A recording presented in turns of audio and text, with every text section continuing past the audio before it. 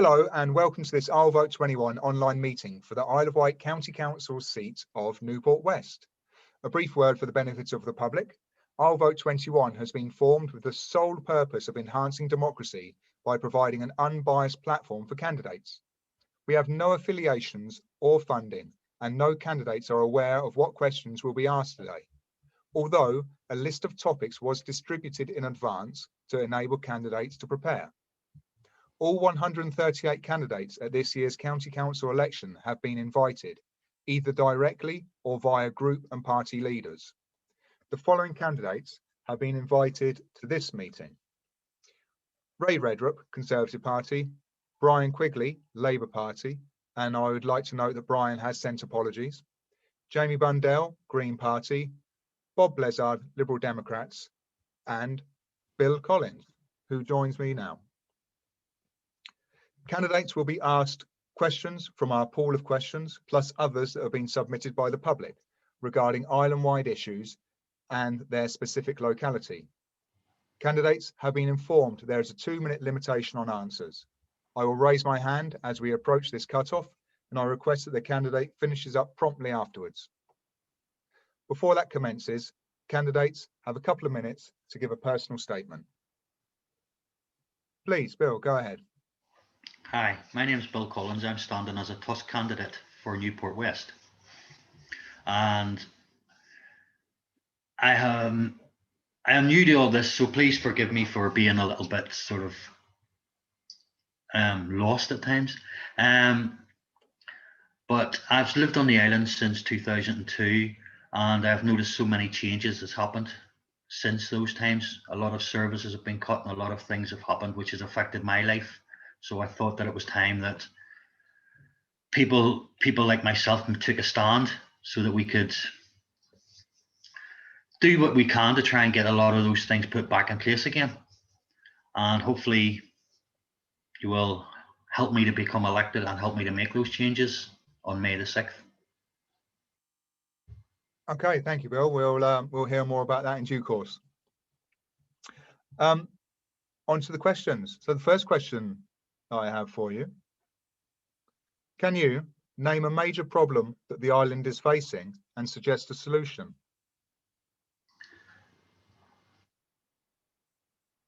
One major problem that the island faces is the ferries. The cost of ferries, the cost of prices for people to come here, the cost of prices for people to use it to travel to and from work. And a solution that I would say is that it's part of public transport, so nationalise it and cut the ferry cost by half, which therefore means that you could bring more all year round employment to the island. The money that you generate from it could help with lowering your council tax, getting free parking on the island, and it would also help to give school children free school meals during and after holidays. And I think that that would also generate a lot of chances for people to start their own little business on the island. It would give a chance for more entertainment to be produced on the island, which therefore means that people would have a better chance of having a better income on the island and a better lifestyle. I think that's about as much as I can say at the moment. Okay, thank you, Bill. I'm sure people will agree with you that there are issues with the ferries. The next question is, what relevant experience would you bring and what have you achieved in communities in the past? My experience is I've worked in hospitality all my life, so I'm a people person. I can go into places, I can look and I can see the problems, and I can come up with strategies to solve those problems. I'm great at working with people to solve the problems and to help businesses, because it's hospitality. I've helped that business to make a great turnaround and a great turnover. I haven't got any experience in council, but I am a very fast learner and I never make the same mistake twice.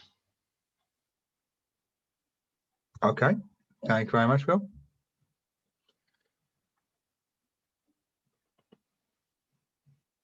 Okay. Next question is, how can residents become more confident and engaged with the council's decision-making processes? For one, I think they should scrap the cabinet making and any major decisions that is needed and required for each area. I think the people should be asked and they should be informed of what they're looking to do in those areas, and ask for the people, do they agree with them, do they like them, and work on it from there. I think that at the end of the day, they work for the people, and if the people don't want it in their area, they don't get it.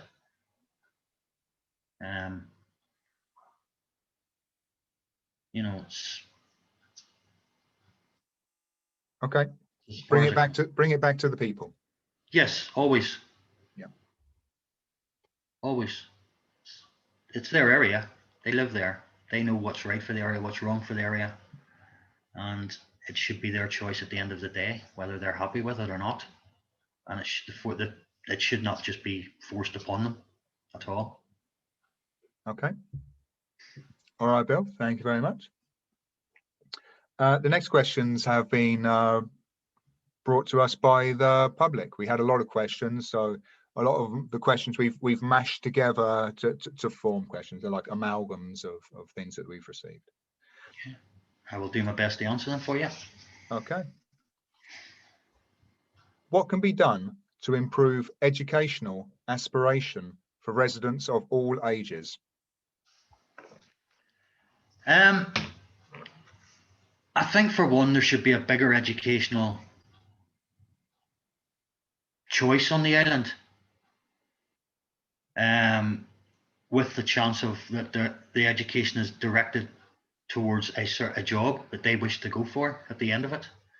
It's like maybe, for instance, St. Mary's Hospital. Why can't they have an educational system there where you could be employing the future of doctors, nurses, psychologists, psychiatrists, and even dentists for the future?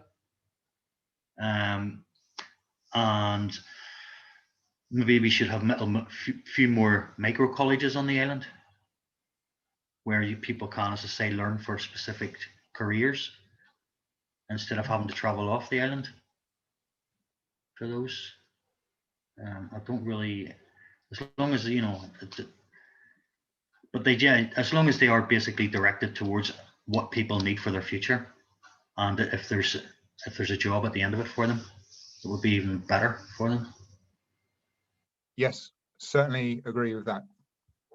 All right, thank you, Bill. Next question is, how would you work to encourage less reliance on motor vehicles and develop more sustainable modes of transport?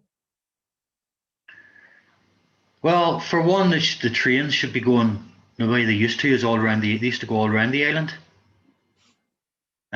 We should work on that. Buses have been cut and restricted to the areas that they travel to, but also they should be a cleaner bus as well. We should be making them more hybrids and fully electric. And for modes of transport, I think we should be going down the road of as much of a green environment as possible with that. If there's public transport and it's cheaper to use, like if you're under 21, you should get free transport.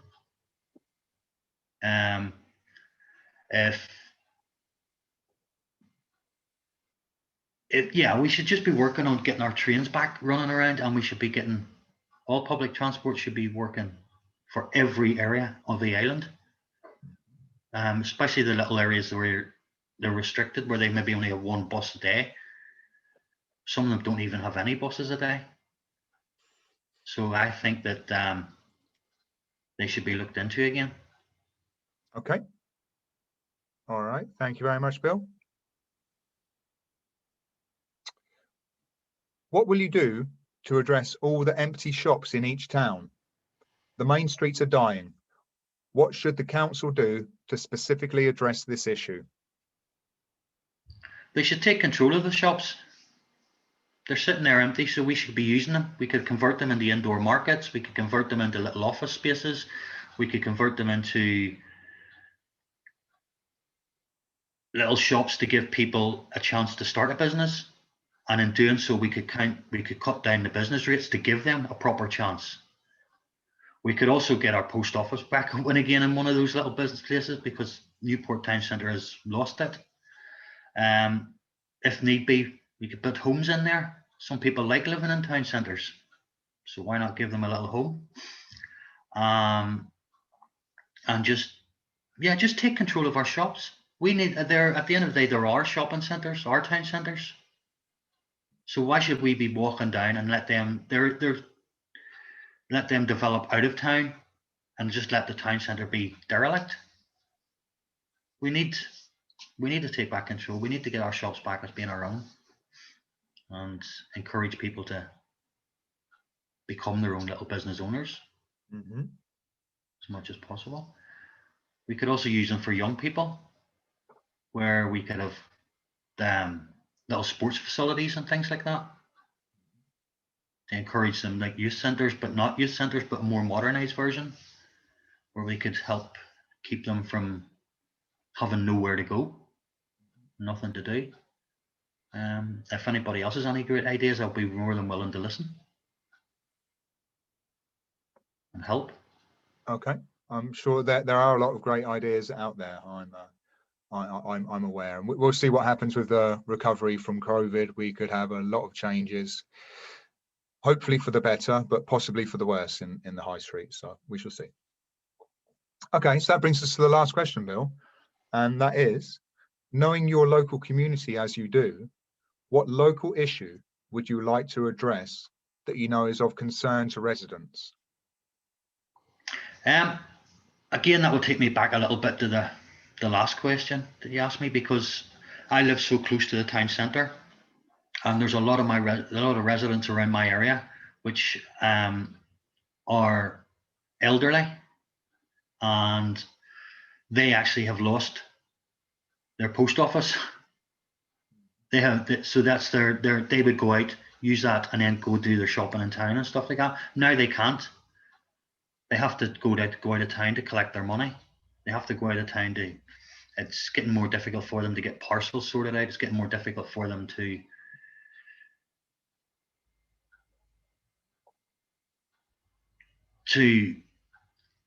be able to use those facilities, because it's everything in the town centre is disappearing. But I would say that they would need help with that, and I would do as much as I can to help them sort that out. Yep. Local shops, local transport, yes, accessibility. It's based on everything that we've been asked through, is all in need of regeneration. Yeah, sure thing. Okay. All right, Bill. Would you like to make any final words, any final statement before we cut the meeting off? No, I know that I've stumbled on a few answers, and I stumbled when I'm thinking, but it's because that's my first time as standing as a councillor, so I have to get used to the fact of that I have to speak in public. And I know that people are going through lots of issues and stuff like that, especially around mental health and things like that, which is why I'm standing myself, is because I've had a 5-year wait list to see a psychologist. So I sympathise with a lot of people that way, and I think it's time that we done something about it and got it sorted. So if there, whatever I can do to make people's lives a lot easier and a lot better, that's what I'm here to do, because I know what it's like. I'm going through it myself. So hopefully that you can help me and give me the time to grow in this and encourage me and support me, and I will support you more than anybody can. Okay, super. All right, thank you, Bill. I know it's not an easy format, and I know that some people are much more comfortable, writing down their thoughts when they can consider things, and some people are much more comfortable with face-to-face meetings. So that's absolutely fine. We're all just human, huh? Trying to make the island a little bit better. What I'll do is I'll include your email address in the comments underneath this video, and yeah, hopefully you'll hear from some people. Yes, if people want to chat to me, I'm more than happy. Great. All right. Thank you very much. Goodbye. Thank you.